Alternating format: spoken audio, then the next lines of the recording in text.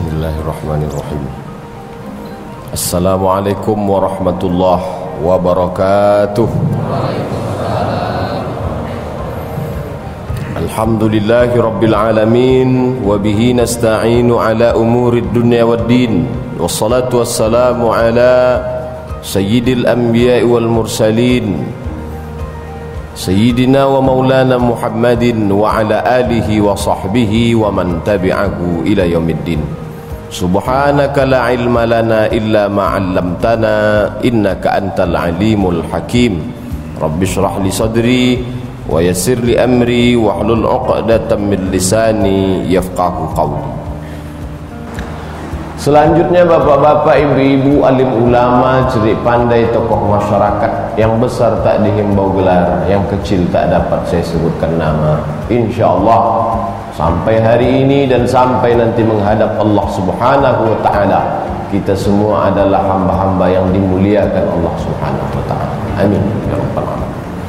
Adapun hadis yang akan kita kaji pada subuh ini disebutkan dalam kitab Al-Musnad yang ditulis oleh Al-Imam Ahmad Ibn Hanbal, meninggal pada tahun 241 Hijrah.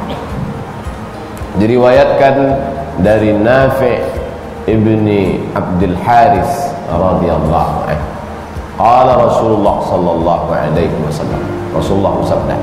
Adapun status hadis ini, kata Syekh Syuaib Al-Arnaud, sahih li ghairi, sanadnya hasan, tapi derajatnya bisa naik menjadi sahih karena ada riwayat lain. Maka tidak bisa menghukum satu hadis hanya dengan satu jalur riwayat saja, karena banyak riwayat lain, sahih, hasan, dhaif. Maka yang dhaif kalau cukup syarat bisa naik menjadi hasan, dan hasan ketika ada jalur lain bisa naik derajatnya menjadi sahih, namanya sahih li ghairi. Apa kata Nabi sallallahu alaihi wasallam dalam hadis ini? Min sa'adatil mar'i, min bagian, sa'adah kebahagiaan. Orang yang bahagia itu disebut dengan sa'id, sedangkan yang perempuan sa'idah. Jadi kalau ada bapak istrinya sa'idah berarti bahagia. Tapi jangan gara-gara habis mengaji ini mencari sa'idah semuanya. Sa'adah kebahagiaan. Makanya ada satu riwayat menyebut orang yang paling bahagia itu sa'idun fid dunya wa sa'idun fil akhirah. Bahagia di dunia, bahagia di akhirat. Ada pula sa'idun fil akhirah, di akhirat bahagia, di dunia tak bahagia, masih lumayan. Yang paling parah syaqiyun fid dunya wa syaqiyun fil akhirah. Di dunia sengsara, di akhirat sengsara. Di dunia pengemis, peminta-minta, gembel, mati dalam keadaan mabuk karena minum khamar oplosan. Nah, ini tak ada mencium kebahagiaan sama sekali. Kalau koruptor mati, mungkin pernah mengecap kebahagiaan. Nabi di awal hadis ini mengatakan min sa'adatil mar'i, min. Kenapa dikatakannya min? Bagian kecil, bukan keseluruhannya. Kalau dilanjutkan hadis ini ada 3. Kalau siapa memperoleh yang 3 ini, maka dia mendapatkan bagian kecil dari kebahagiaan. Apa itu sa'adah, kebahagiaan? Tentu lain, orang lain definisinya. Siswa yang akan ujian nasional hari Senin, dia akan sa'adah, bahagia keluar dari lokal karena bisa menjawab pertanyaan. Itulah definisi bahagia menurut dia. Apakah itu bahagia wahai anakku? Ketika bisa menjawab soal ujian, itulah bahagia. Gurunya pula akan merasakan puncak kebahagiaan ketika muridnya berhasil. Itulah bahagia. Tapi tidak sama satu kebahagiaan menurut pandangan satu orang dengan pandangan orang lain. Tak usah jauh-jauh.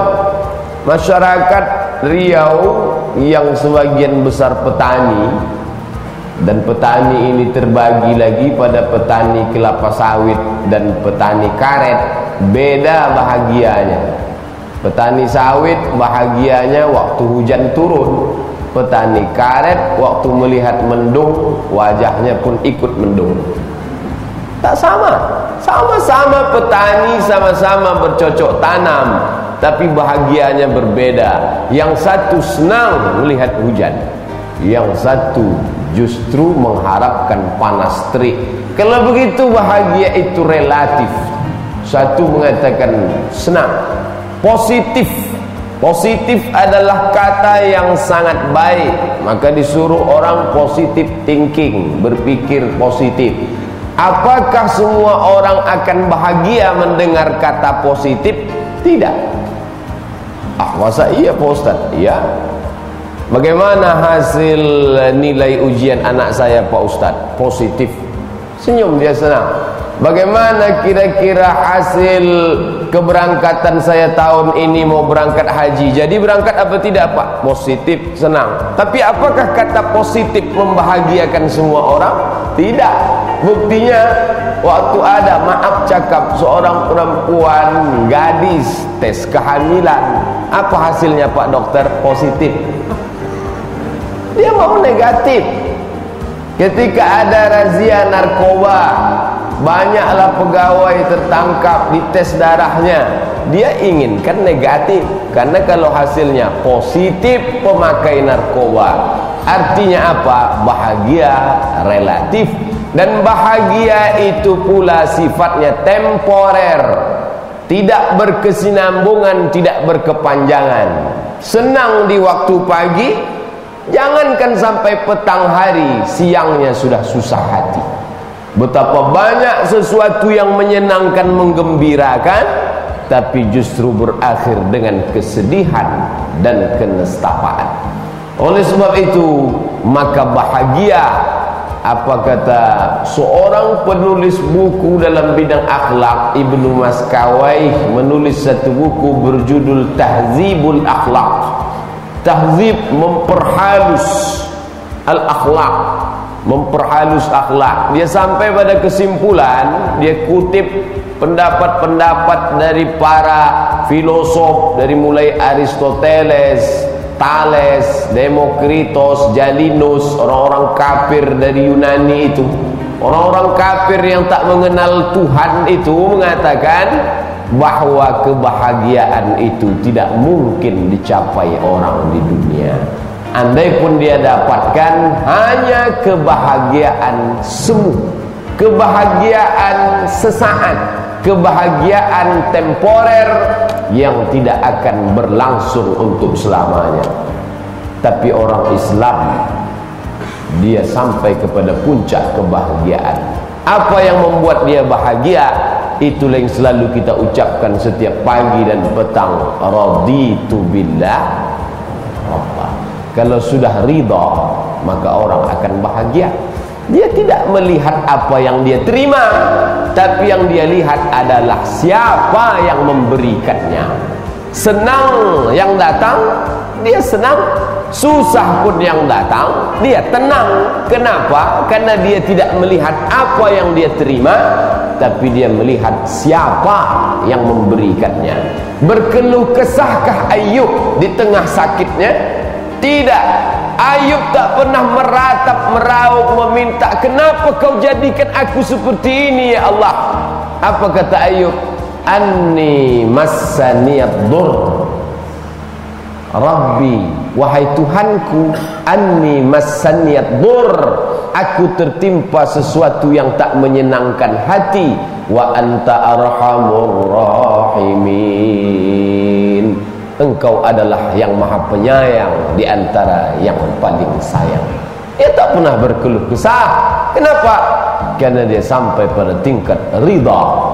Oleh sebab itu, kalau orang ingin bahagia, tidak ada jalan lain selain ridha, menerima keputusan Allah Subhanahu wa ta'ala. Itulah tiap pagi, tiap petang, siang, malam kita katakan, Wajahtu, aku hadapkan wajhiya, seluruh. Kenapa disebut di situ wajah? Karena wajah mewakili seluruh.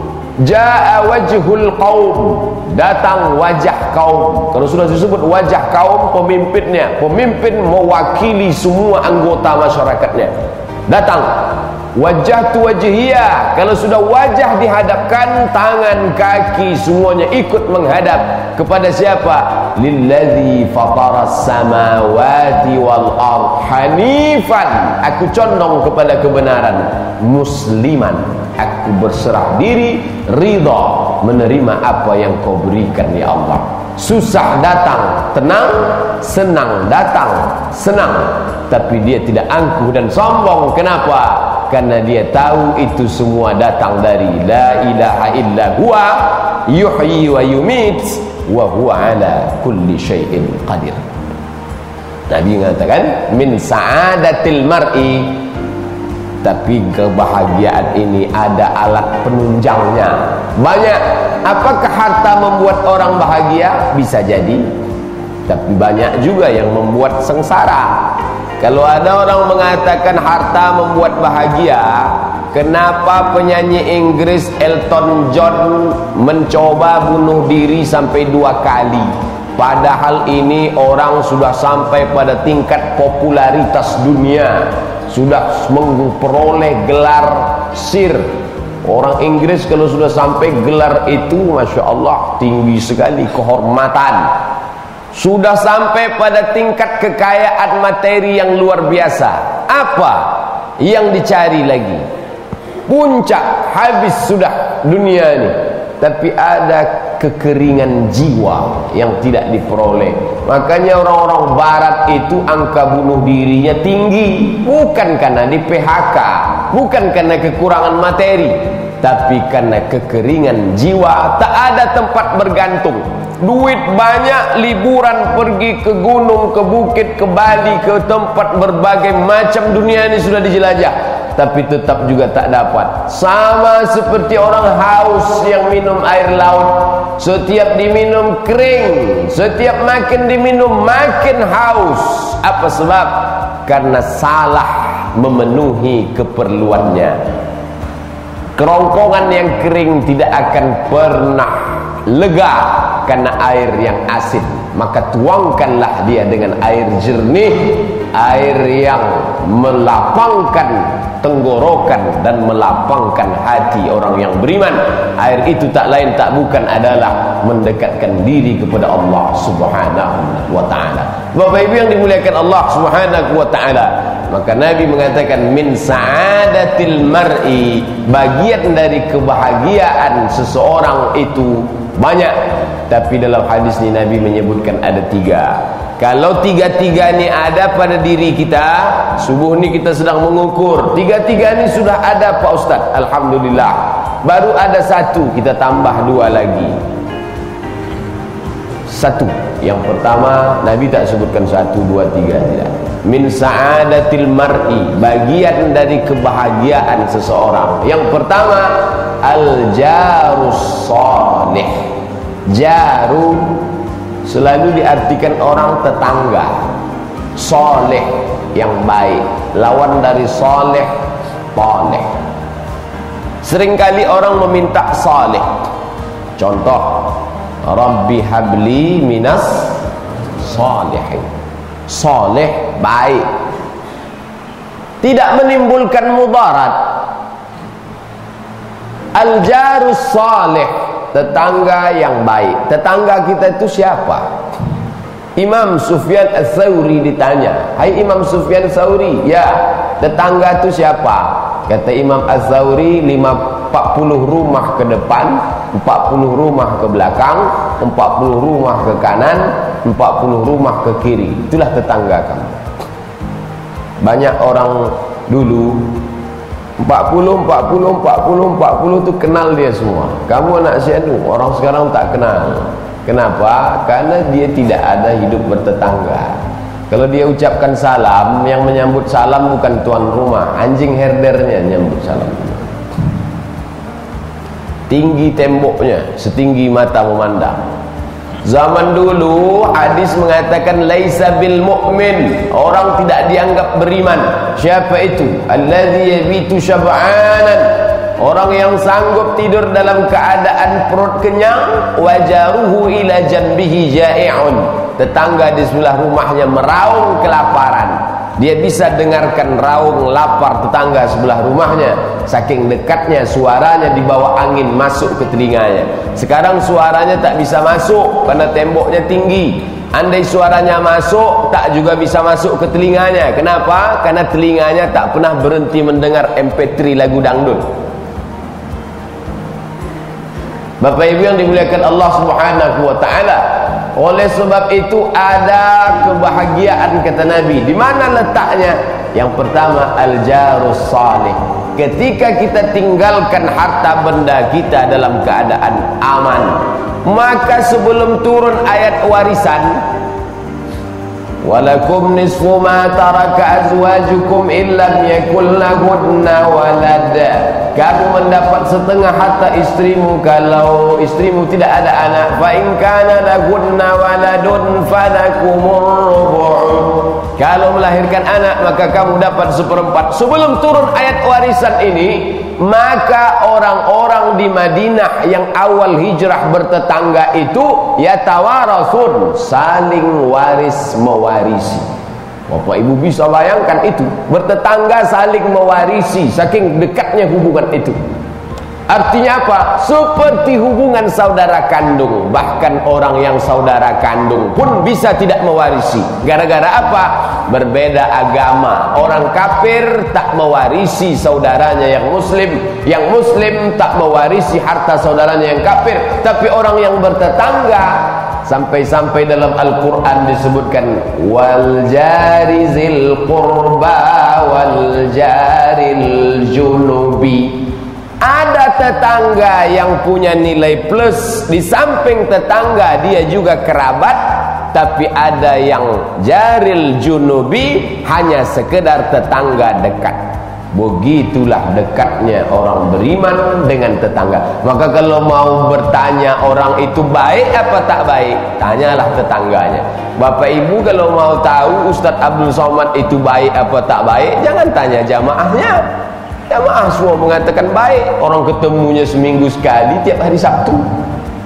Tapi coba tanya tetangganya, macam mana Ustaz tu? Tak pernah nampak kami ke masjid. Tanyalah tetangga. Tapi jangan gara-gara ini besok datang semua ke tetangga saya nanya. Bapak Ibu yang dimuliakan Allah Subhanahu wa taala, berapa banyak orang yang terlihat amat sangat santun, sopan, baik. Di mana? Di hotel waktu memberikan seminar. Di mana? Zaman dulu kalau satu lingkungan pondok pesantren berada di tengah masyarakat, maka sekeliling masyarakat itu ikut berubah. Dia memberikan perubahan. Dunia sudah mau kiamat terbalik, tiba-tiba sekarang tak lagi memberikan perubahan.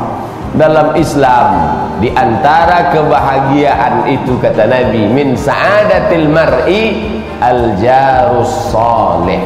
Tapi makna jar itu tidak hanya tetangga. Jar diambil dari kata jiwar. Orang yang dekat dengan kita ini harus soleh. Yang perempuan solihah, baik. Yang dekat dengan saya siapa? Istri, lagi anak, lagi anak besar punya menantu, lagi cucu, lagi saudara. Ini orang-orang dekat kita ini baik. Inilah yang mendatangkan kebahagiaan. Pulang ke rumah, anak menyenangkan hati, istri, keluarga menenangkan jiwa. Disitulah letak kebahagiaan.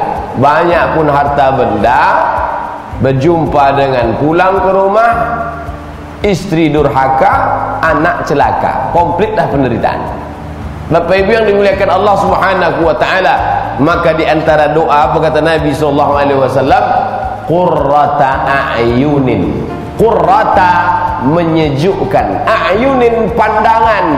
Mengapa disebut menyejukkan pandangan? Karena pandangan yang melihat zahir itu melihat tingkah laku, tindak tanduk, perbuatan, dan perbuatan itu menenangkan jiwa, menyejukkan pandangan. Kaya anak bapak itu, hebat kedudukannya di kantornya. Datang dia ke rumah bapak, tapi kasarnya luar biasa, tak ada sopan santun. Datang dia ke rumah bapak pakai celana pendek, istrinya lebih pendek pula dari celana dia lagi. Bapak suruh tutuplah aurat. Emang masalah buat lo? Di mana lagi letak kebahagiaan? Tak ada. Makanya di antara kebahagiaan itu adalah al-jarus soleh, orang-orang yang dekat kita itu baik. Bapak Ibu yang dimuliakan Allah Subhanahu wa taala, orang yang jauh penting, tapi orang jauh ini kita ketemu dengan dia berapa kalilah dalam sepekan? Mungkin saya ketemu bapak ada yang 3 kali, di Ar-Rahman sekali, itu pun dari bulan Januari sampai April. Di Masjid Agung An-Nur itu pun sebulan 2 kali, Selasa pertama, Selasa kedua. Di Al-Falah itu yang sering ketemu dengan saya itu siapa? Orang-orang sekeliling kita. Bapak Ibu bisa bayangkan orang sekantor dengan orang zalim. Masuk jam 8 pagi, pulang jam 4 petang, ceklok 2 kali. Terima kasih jam 8. Jam 4 sore terima kasih. Yang ramah di kantor tuh dengan dia cuman alat itu aja lah. Alat itu yang ramah cuma. Terima kasih gitu dia. Terima kasih. Yang lain dari itu Fir'aun semuanya. Apa tak stres, depresi. Habis itu tak ada makna daripada hidup itu. Maka kalau ada bapak ibu bekerja di tempat pekerjaan itu orangnya baik, saling ingat mengingatkan. Yang diingatkannya, wahai saudaraku, sudahkah engkau sholat duha? Wahai saudaraku, hadirlah majlis ta'lim pengajian. Yang ditulisnya nanti di postingnya di wall bapak ibu, hadiri tablik akbar nanti malam bersama Al-Ustaz Al-Mukarram Abdullah Al-Hadrami dan Fadilatul Doktor Mustafa Umar di Masjid Agung An-Nur. Inilah bagian dari kebahagiaan. Apa dia? Kebahagiaan kata Nabi, al-jarus saleh, kawan, sahabat, orang sekeliling yang soleh-soleh, yang baik-baik.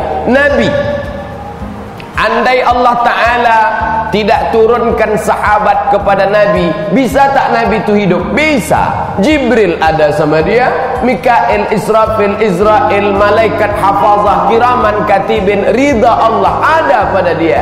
Tapi Allah itu tidak mau membuat Nabi Muhammad sallallahu alaihi wasallam menjadi makhluk langit.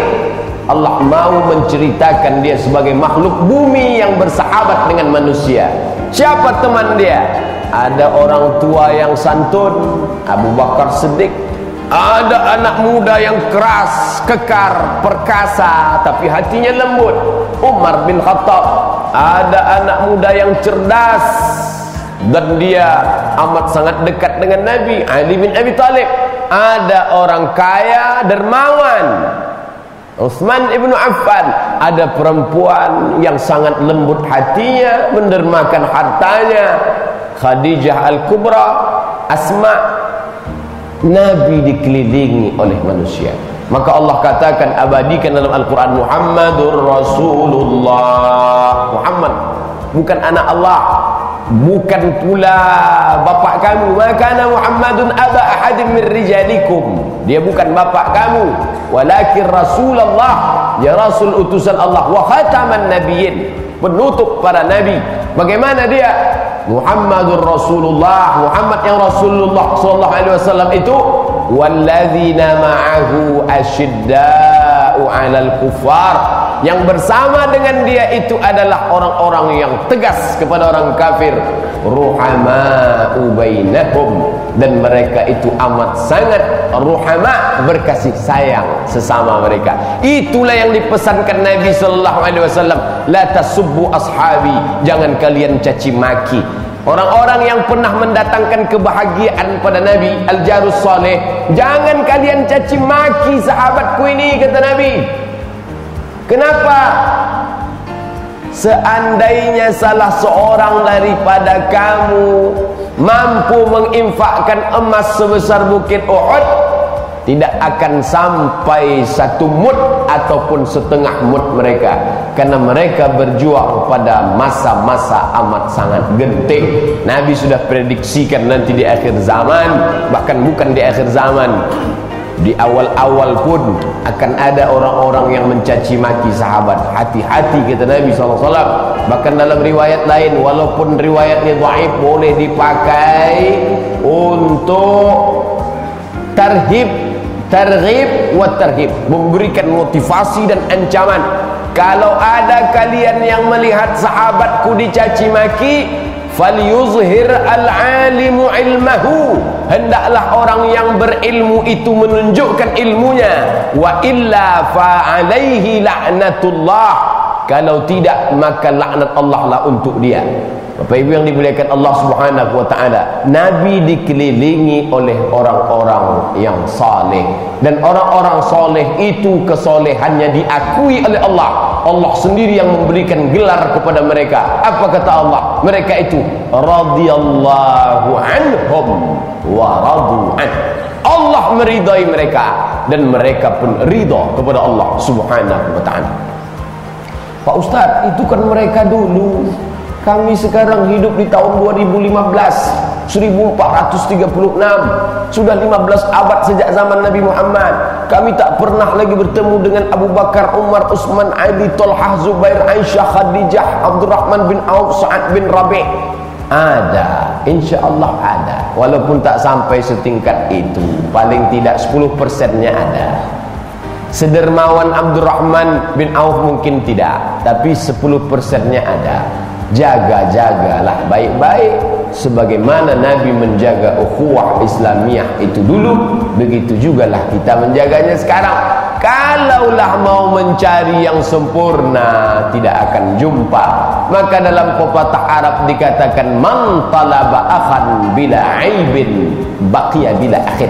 Siapa yang mencari kawan yang tak bercacat, siapa yang mencari sahabat yang tak punya kekurangan, baqiya bila akhir, seumur hidup tidak akan pernah berkawan.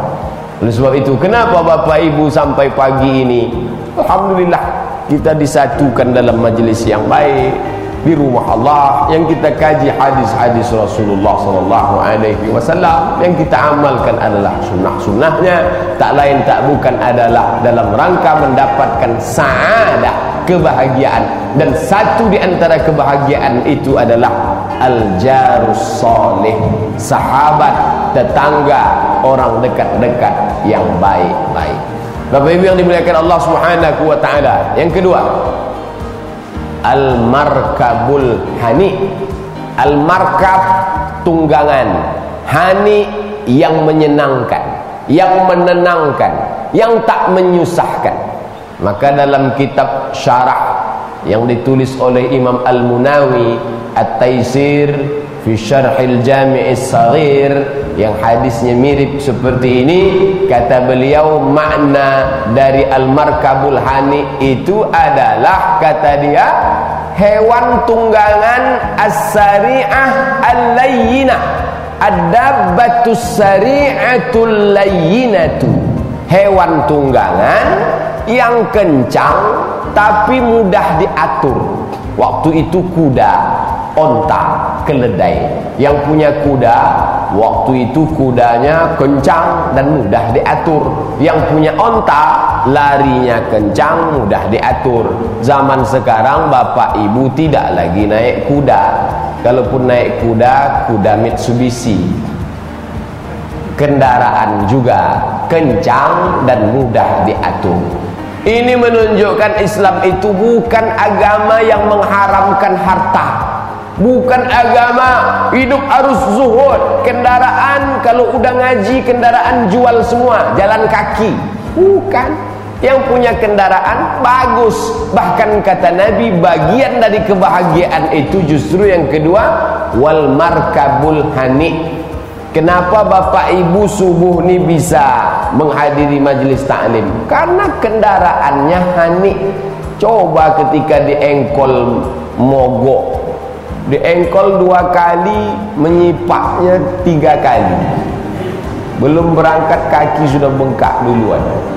Begitu di start Nauzubillah, akinya pun jebol. Begitu rem diinjak, langsung. Apalah gunanya? Niat sudah kuat. Kawan soleh, hadiri Pak besok majelis taklim ya, tapi kendaraan tak soleh. Kalau soleh mesti mahal Pak Ustadz. Saya tak mau sebut merek, nanti saya sebut Pajero Sport, yang punya Pajero tersinggung. Saya sebut Fortune, yang punya Fortune melotot, Ustadz nyindir saya ya. Yang saya sebut ini, jangan-jangan Ustadz dapat iklan pesanan dari Toyota.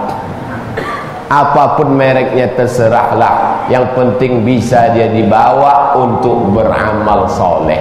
Bendanya satu, materinya satu, dia bisa jadi rahmat, dia bisa jadi laknat. Kendaraan yang sama, dengan jenis yang sama, dengan merek yang sama, tapi subuh ini dia terparkir di depan Masjid Al-Falah, rahmat. Merek yang sama, harganya sama, tapi subuh ini sedang terparkir di depan karaoke. Sama.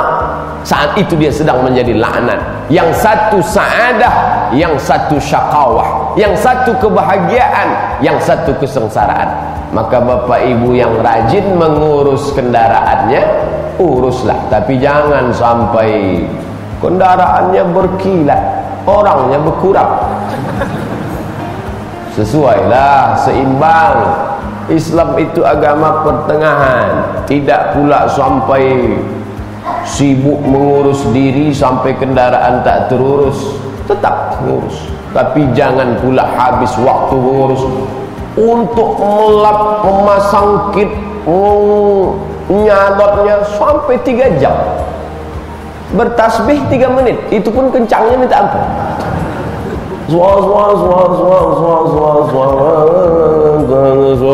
Selesai. Melapnya bukan main. Tak cukup pakai kit itu, pakai hawa. La ilaha illallah Muhammad Rasulullah. Bahwa kendaraan itu bagian dari kebahagiaan dia. Kenapa Nabi SAW waktu hijrah itu dia tak minta, ya Allah turunkan malaikat Jibril kun fayakun sampai, enggak, tapi dia naik kendaraan. Apa kendaraannya? Al-Quswa. Nama unta Nabi Al-Quswa. Dan Nabi pula pernah mendapat kiriman kendaraan, dikirim oleh raja di Raja Mesir, penguasa Alexandria, namanya Al-Muqawqis. Surat Nabi dibawa oleh Hatib bin Abi Balta'ah. Sebulan, masirata syahrin, 1 bulan perjalanan dari Madinah Al-Munawwarah. Surat Nabi dibawa oleh Hatib melewati Laut Merah, sampailah ke Alexandria di Laut Mediterania. Lalu surat Nabi itu dibaca oleh Jirgis, gelarnya Muqawqis. Maka dikirimnya hadiah. Di antara hadiah yang dikirimnya itu bighal. Bighal hewan, lebih besar dari keledai, lebih kecil daripada kuda, dan itu dipakai oleh Nabi. Jadi Nabi itu punya kendaraan. Tapi jangan gara-gara sibuk mengoleksi kendaraan sampai lupa pada anak yatim. Masuk kita ke rumahnya, garasi pertama Lamborghini, yang kedua Porsche, yang ketiga entah apa-apa lagi mereknya, tapi zakat tak pernah keluar. Ingat, ini kendaraan ini semua akan mengantar nanti ke pemakaman, tapi cukup sampai di pelataran parkir. Belum pernah lagi saya menengok Lamborghini masuk liang lahat. Kalau ada bapak ibu yang pernah, tolong fotokan, buatkan di wall, buat situ fakta biru ya ulil absar. Tidak ada. Artinya apa? Bagian dari kebahagiaan adalah kendaraan yang nyaman. Yang punya kendaraan, uruslah baik-baik. Tapi kemana dibawa? Ke pengajian. Nanti malam, Pak Ustadz, alhamdulillah kendaraan ini saya bawa. Dan saya tak hanya membawa kendaraan, tapi semua yang bisa dibawanya saya bawa ikut serta. Alhamdulillah, jamaah kita, dia, istrinya, adik iparnya, tetangganya datang dari tempat yang jauh, satu kendaraan. Karena banyak juga kadang kita hadir pengajian, begitu di tempat parkir penuh, Begitu sampai di dalam satu shop. Kenapa? Satu orang satu mobil. Mubazir. Innal mubazirin kanu ikhwanas syayatin. Orang mubazir saudara setan. Oleh sebab itu, kendaraan dalam Islam bukan barang haram, tapi ketika dipakai untuk apa?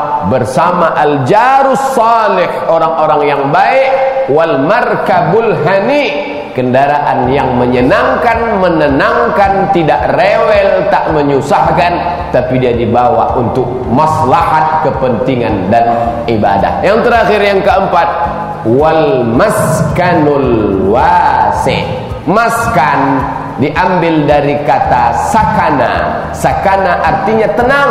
Maskan tempat ketenangan. Wasi lapang luas. Maskan selalu diterjemahkan rumah.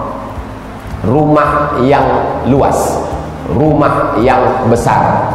Ini kalau dipahami menurut terjemah bahasa Indonesia, maka orang yang punya rumah kecil amat sangat tersinggung dan sakit hati dengan hadis ini. Kebahagiaan al-jarus salih, tetangga baik, wal markabul hani, kendaraan menenangkan, wal maskanul wasi, tempat tinggalnya besar. Apa makna tempat tinggal besar di sini? Hati yang lapang. Orang tinggal di rumah sebesar lapangan bola, sampai dia pun lupa mana kamar satu, mana kamar dua, saking banyak kamar. Hebat. Tapi hati sempit. Dunia ini dari sejak zaman dulu sampai sekarang tidak pernah melebar, tidak pernah menyempit. Dunia ini macam inilah Bapak Ibu. Dari dulu sampai sekarang begini saja. Lalu mengapa orang melihat dunia ini sempit dan lapang? Hatinya sempit, hatinya lapang. Kalau sudah hati sempit, menengok baygon itu macam teh botol. Itulah maka orang bunuh diri. Melihat selendang gantungan ayunan anaknya macam tangan bidadari. Maka kita baca di koran, seorang ibu rumah tangga gantung diri dengan selendang anaknya. Kenapa? Hati sempit. Itulah kenapa doa Ustadz di awal ceramah tausiah tadi, Rabbishrahli sodri, lapang dada saya. Kalau sudah dada lapang, yang mau disampaikan itu ingat, Allah kirimkan dengan ketenangan, saya pun menyampaikannya tenang.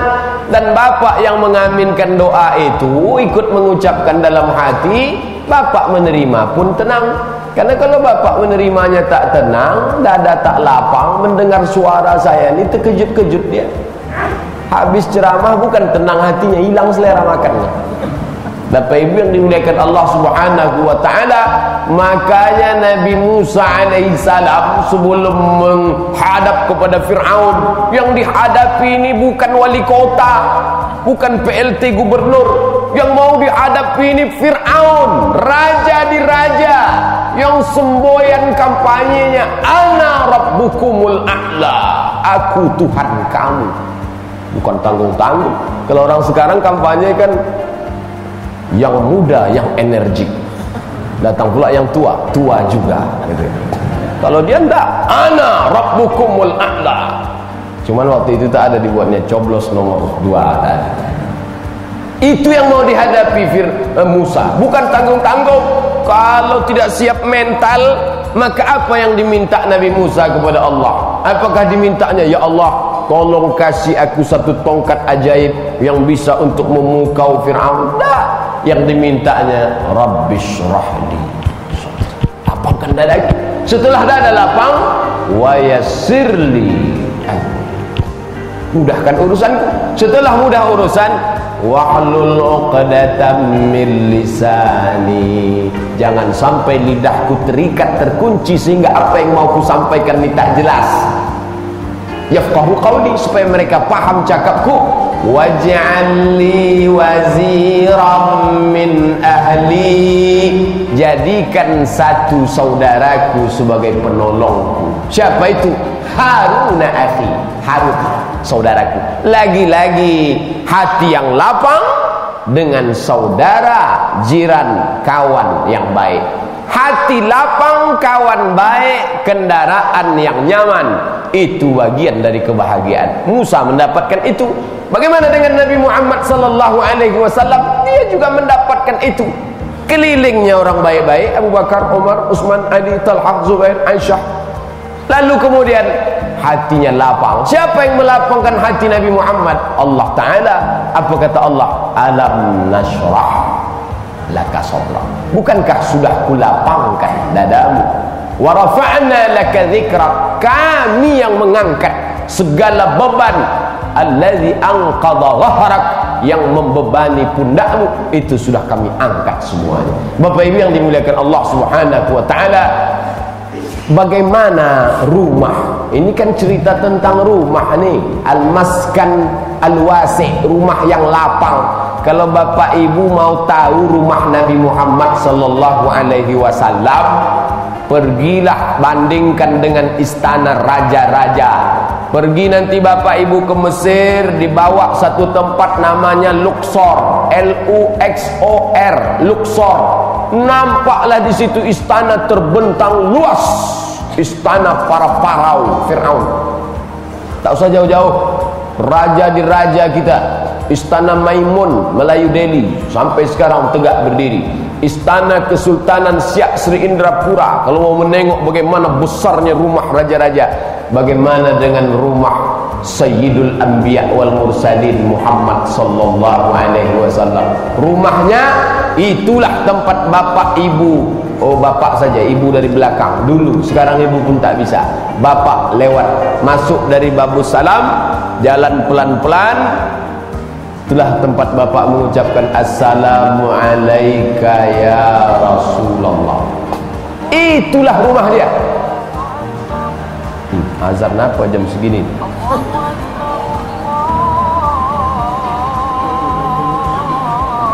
Rumah Nabi sallallahu alaihi wasallam itu tempat bapak ibu mengucapkan salam persis di depan makam Nabi Muhammad. Loh, kok rumahnya jadi makam Pak Ustaz?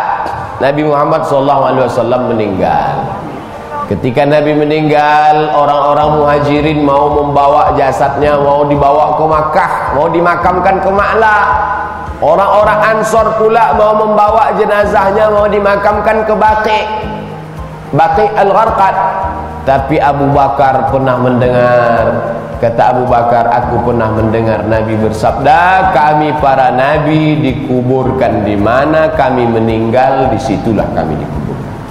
Itulah makam Nabi itu adalah kamar dia dulu bersama Aisyah radhiyallahu anha. Aisyah bintu Abi Bakrin radhiyallahu anhuma. Kamar yang kecil. Bagaimana kecilnya? Saat Nabi salat, Bapak Ibu tentu pernah mendengar atau membaca hadis Nabi salat malam, kaki Aisyah di depan didorong Nabi. Memang tak ada tempat lain. Memang begitulah. Itulah kecilnya. Nanti pergi, jangan pula gara-gara ini bawa meteran ziarah ke makam Nabi. Agak-agak aja lah berapa. Nanti waktu di Taman Raudhah, dari depan, dari belakang, itulah kamar dia. Kamar Nabi bersama Aisyah radhiyallahu anha. Bagaimana atapnya? Apakah menjulang tinggi ke atas? Tabi'in datang bertanya kepada sahabat, karena tabi'in tak pernah melihat Nabi. Lalu tabi'in bertanya kepada sahabat, wahai sahabat, ya, engkau pernah tidur, tinggal, menetap, bertamu ke rumah Nabi? Pernah. Bagaimana tingginya? Datanglah sahabat, tegak, dipegangnya atas, bisa dipegang atapnya. Begitulah tingginya atapnya. Amat sangat sederhana.